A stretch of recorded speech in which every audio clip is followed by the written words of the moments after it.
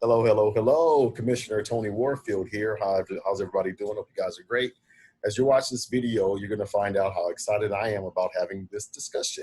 I'm extremely excited about it because being a credit counselor, through my time helping people with their credit and rebuild their credit, there are a lot of questions that were being asked of me, once they get their credit back together. It's like, well, what do you do next? And for the life of me, I just didn't know. I had back in 2001 and 2008, I had such big problems, which made me decide I wanted to become a financial professional because I didn't want to get in trouble again. I had the ability to make the money, but I didn't do a very good job of protecting it. And because of that, I took some large hits back in 2001 and 2008. But I told myself that's not going to happen to me again. And because of what I've learned, I decided to do whatever I could to make sure others wouldn't suffer the same challenges as I did. So with that, I want to go ahead and start sharing some really, really awesome information. And this presentation is called How Money Works.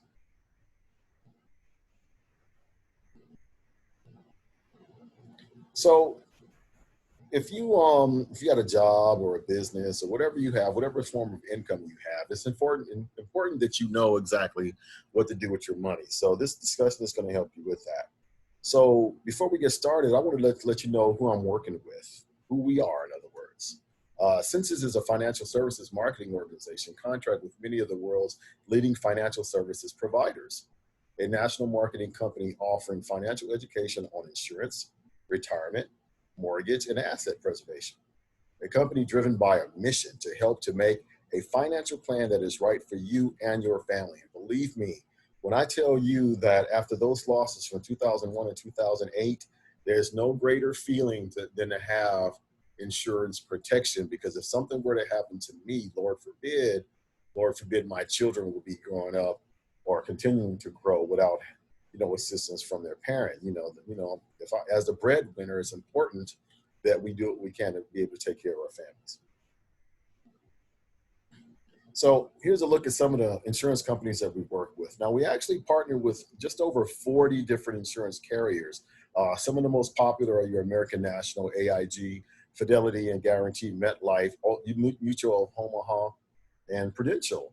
But because we have so many different life insurance companies that we partner with, we have the ability to match each of our clients with an insurance company that's going to give them the best insurance product available for their needs. And that's significance, because when I say for the client's needs, that means not the agent's needs. And that is something that's very important. If you're someone who's interested in getting some insurance, or you're a person that's interested in partnering with the company, you need to know the importance of making sure that every client gets the best option for them. So the reason why that's important is because, one of our favorite quotes with the company is, people don't plan to fail, they fail to plan. And you might not have thought that was such a big deal about a few months ago, maybe a year ago. Right now it's April 2020, and you might have thought that was a big deal, but now during these times, it's a big deal. You got a lot of people that are, clamoring for, what are they going to do with their 401k? They're getting their hours cut back. They're losing their jobs, or they might be, in a situation where they have to sell their home because they don't have any income, or they might be in a situation where they don't want to sell their home because the housing prices are dropping. If you don't have a plan, you plan to fail. And being able to get yourself some life insurance, getting a way to find a way to protect yourself and your family, that is a plan worth having. That's a plan worth dedicating yourself to. So, especially when it comes to what are you going to do after you're no longer working. So the subject of retirement, I just turned 49 this year. So obviously the subject of retirement comes up quite often. So you start thinking about your retirement sources, and there's a few. So you have that, I went a little fast with that, I apologize, but you have Social Security, where honestly, back when Social Security came out, it was actually a pretty good program. You had, any number of people contributing to the system, on average 4 people putting money into the system where you only had one person drawing out of the system. It's not like that today. You know, the majority of the people that were putting money into the Social Security system, these people were all born during 1946 and 1964. That's your baby boomers. Well, a lot of them, they started retiring 10 to 15 years ago, and they started withdrawing Social Security or drawing Social Security, you know, now. So instead of you having 4 people putting in and one person taking out, now it's more like 4 people taking out and only one person putting in. And I swear to God, I'm that one person. But, you know, it stands to reason that, you know, Social Security wasn't intended to be your primary source of income. It was only supposed to be supplemental income. And right now they're projecting that in 2037, uh, every dollar that you put in, you're only going to get anywhere from 76 to 77 cents back. You add inflation to that, your Social Security payments are not going to be a whole lot for you. So that's definitely not something that you can count on. Then another thing would be your pensions and your 401ks. The market's crazy. You know, we've enjoyed some ups and we've suffered from some downs, and we're going to enjoy some ups again, but things have changed significantly. And because of that, a lot of the monies that we put into our pension plans and our 401ks, they're constantly being threatened, even if the company is matching it. But I will tell you this, if the company is matching it, you want to match what they're willing to match. So, but even with that, it's not enough money to be able to cover you. And they're really starting to draw back on those pension plans. So you really can't count on that either. So another thing we started talking about is, you know what? My son's intelligent. My daughter's intelligent. They're athletes. Let's live off of them. You know, you might want to live off your kids. Your kids are going to be working you to the bone. Let me tell you. I know this because let's just say I'm a very tired son. But, you know, not everyone's able. So when you think about uh, you get into retirement age and your son and your daughter, they have kids of their own, and now they have to take care of you plus your medical bills, your transportation and everything while they're trying to take care of their family. It's just not financially feasible. So can't count on the kids. And then there's your job. Well, let's see. A job will usually pay you just enough to keep you there, but not enough for you to advance.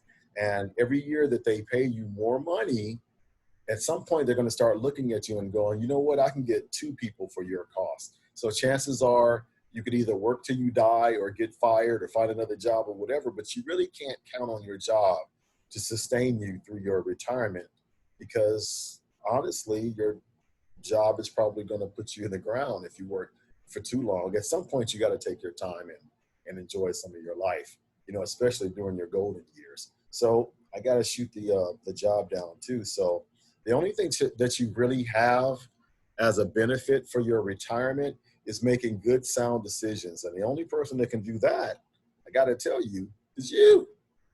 You know, you have to take a look at what you're doing right now with everything that you're doing right now. And if it's not getting you what you want or what you, or the lifestyle, or giving you the opportunity for the lifestyle that you want for your future, you got to make some changes, and you got to make them quickly.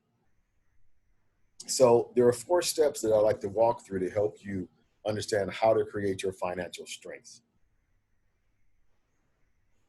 Number one is you got to manage your money more wisely. There are several ways to make better decisions with your money. Um, don't spend more than you make. Now, as simple as that sounds, it really does get over a lot of people's heads. I got in trouble with it myself.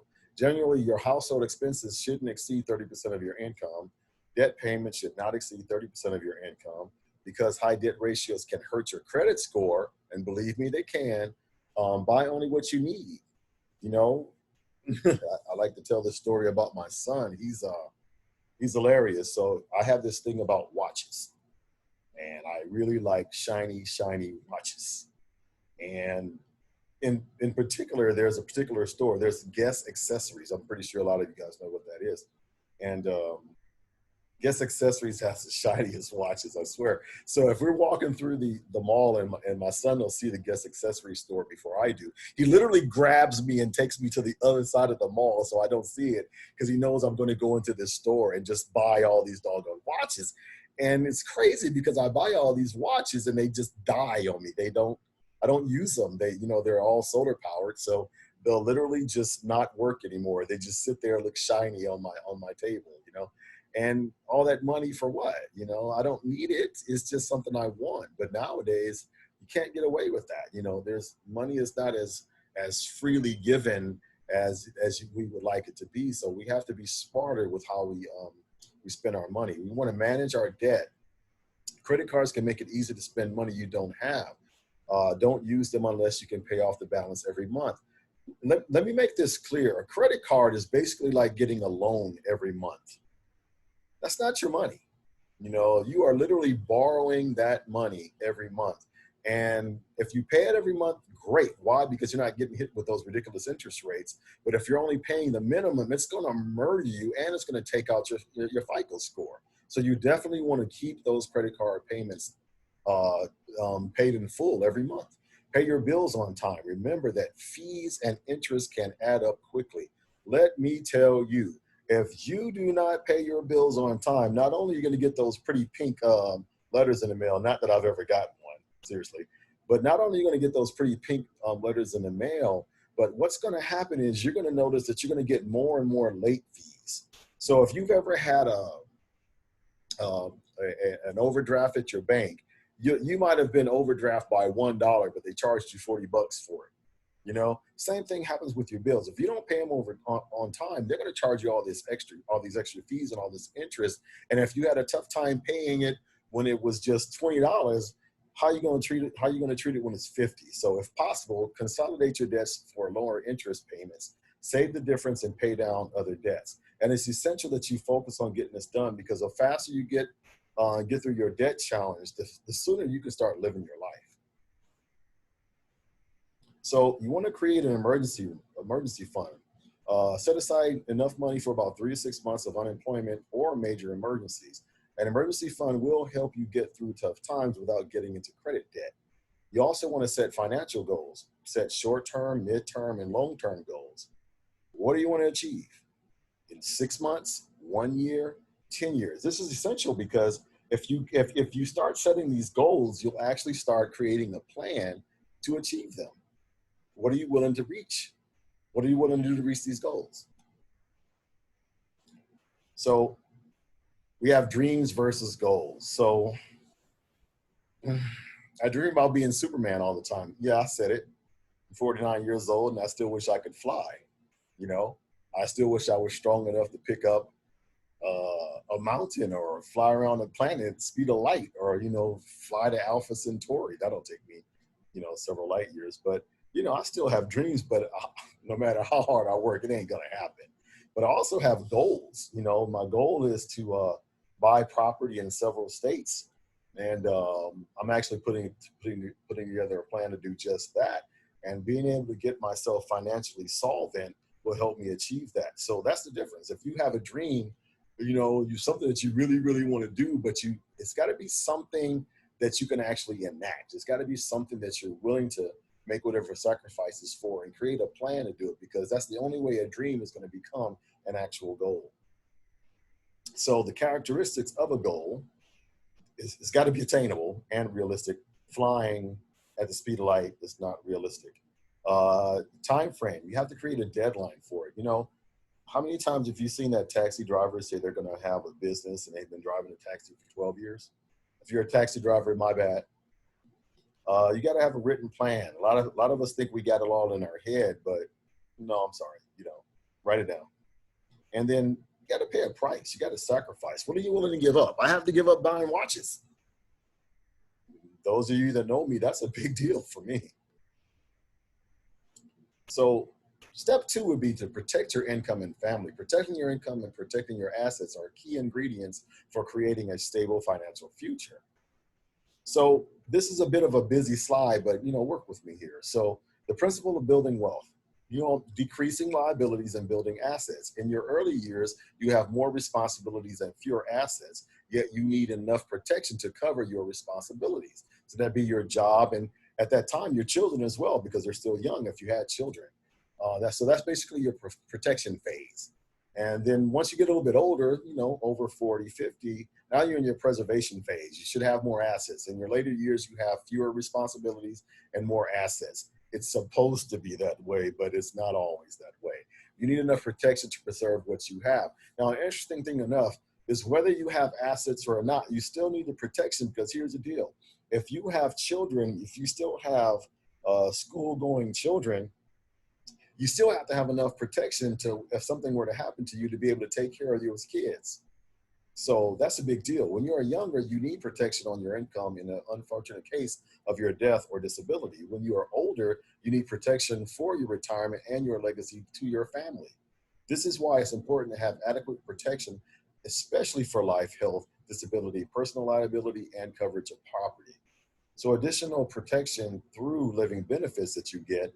Say you don't have living benefits, and you're making about $50,000, $60,000, $70,000 a year, and all of a sudden you experience a terminal, critical, or chronic illness that leads to increased expensive and decreased income. Once your expenses reach a number higher than your income, you begin creating debt. That's when you start using all those credit cards and maxing them up. You crap out your credit, your FICO score gets tanked out. You can't apply for another loan, even if you wanted to consolidate your loan. And if they did consolidate your loan, they're going to end up giving you this interest rate, which is going to put you right back into the same trouble again. Or you can get a life insurance policy now that'll give you an additional income with living benefits. So if something happens to you, your life insurance with living benefits provides benefits when they are needed the most, helping to fill the gaps of health insurance policy doesn't cover, especially non-medical expenses, such as your mortgage, car, etc. And if you don't have any of those things, even if you're trying to get an access ride or a bus ride or a Lyft or an Uber, that still costs money that you don't have if you don't have an income. So being able to have those living benefits support you is a big deal. So a lot of people wonder, well, what do you qualify for? Well, there's a lot of things happening to people right now. A lot of people are, I hate to say it, they're expiring for heart disease, cancer, accidents, stroke, Alzheimer's, diabetes. But right now with COVID-19, there's another big deal. So a lot of people, they don't know whether they're sick from the flu or they're sick from COVID-19 or whether COVID-19 is covered. COVID-19 is a respiratory disease. And as you see here on this list, respiratory diseases are a very, very high number of deaths in the United States. So not to sound too morbid, but if we have people who are expiring due to these illnesses, and you might have diabetes or you might have had some form of cancer and you're susceptible to something like COVID-19, then it might be a really good idea for you to get some life insurance. Even if someone in your family had cancer or stroke or heart disease, it's a good idea for you to get life insurance, especially if you don't have any of these illnesses. Why? Because you have a proclivity of having this. So, if it's a possibility that you can get it and you don't have it now, you definitely want to protect yourself with life insurance policy just in case you get it. So back in the day, your traditional life insurance only paid out if you died. Just a death benefit that goes to your beneficiaries. But nowadays with living benefits, not only do you have your death benefit, but 12 months, if you're terminal ill for 12 months, you get a full payout. You get chronic illness, you get critical illness, you get medical bills covered, and you get your income replaced. Living benefits is definitely a benefit. So that's pretty much all I have for that presentation. But I definitely want you to take the time to think about how the living benefits would benefit you. And when you look at the different types of policies that you write for your clients, make sure that you get them the right writers, because not all insurance policies are going to give you the critical illness rider, the chronic illness rider, or the terminal illness rider. Some only give you the chronic and the terminal, or the chronic and critical, or the critical terminal. It might be a combination of the three. It might just be one of the three. It might be all three. But definitely talk to your client and find out exactly what they want so you can get them the best option at the best price for what they need. And with that, I thank you so much for your time.